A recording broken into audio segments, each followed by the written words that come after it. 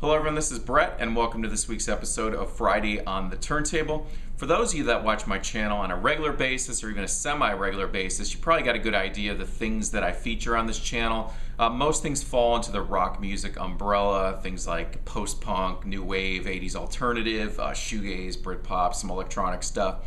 But I do appreciate all kinds of music, and today I wanted to share with you something from the classical world, the modern classical world, and that is Max Richter. The Blue Notebooks. So if you're unfamiliar with the name Max Richter, he's a German-born, UK-raised composer, pianist. He grew up on punk music, electronic, ambient. He even said that some of his first concerts that he attended in the early 80s were bands like The Clash and Kraftwerk. So some of that essence seeps into his music. And for those of you out there that watch and dig the type of music that I feature on this channel, I think you will also greatly appreciate this album. The Blue Notebooks is Max Richter's second album. This originally came out back in 2004 on the Fat Cat label. Just as of March 2015, it was reissued on CD and vinyl on the world-famous Deutsche Grammophon label. 180 gram, dead, quiet, beautiful pressing. It comes in a polyline sleeve. There you can see the labels. The vinyl comes with a digital download code as well. In addition, includes a bonus track, which is the 2010 version of the track On the Nature of Daylight.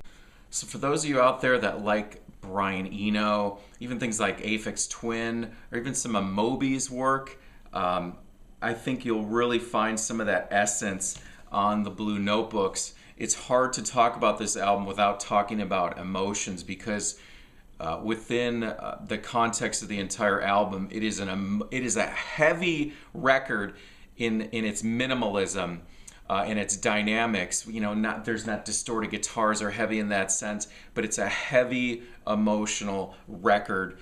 It starts off, and it has several tracks that feature Tilda Swinton. Those of you guys that remember the movie The Chronicles of Narnia, she was in that one, and she was also in Jim Jarmusch's Only Lovers Left Alive.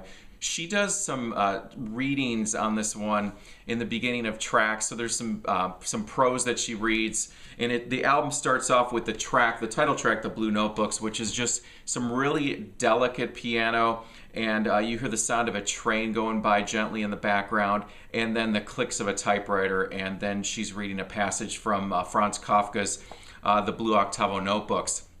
The second track on the album is called On the Nature of Daylight, and it is perhaps the most heartbreakingly, hauntingly beautiful pieces of music that I've ever heard, and over the last month it has been really hitting me hard.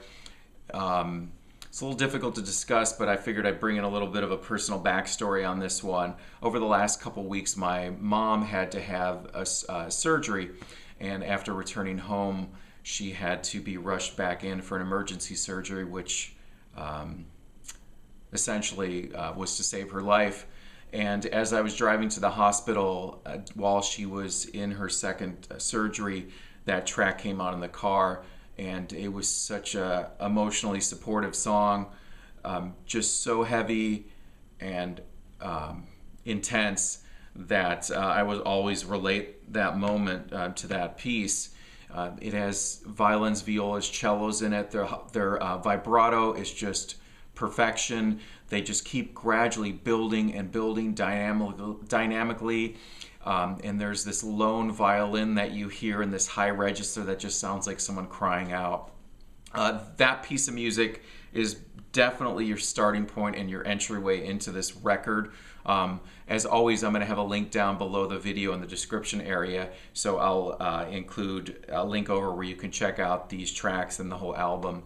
But On the Nature of Daylight, without a doubt, my favorite piece of music on this album, and just absolutely incredible. Make sure, if you don't check out anything else, be sure to check out that piece. The whole album has a balance between the organic side of his compositions with piano and strings, and then you also get his electronic side. And one of the highlights of that is the 8.5-minute piece, Shadow Journal. It starts off once again with Tilda Swinton reciting more prose, and it builds with just a loop electronic motif that's going on. Then you hear a lone stringed instrument come in.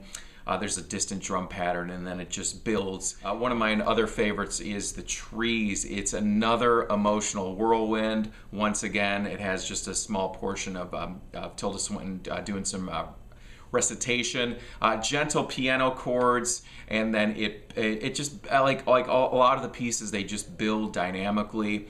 And it just takes off. It's once again, it's emotional, it's hard hitting, and another one of the album's centerpieces. All right, so I think I'm going to leave it right there with this little feature on the Blue Notebooks.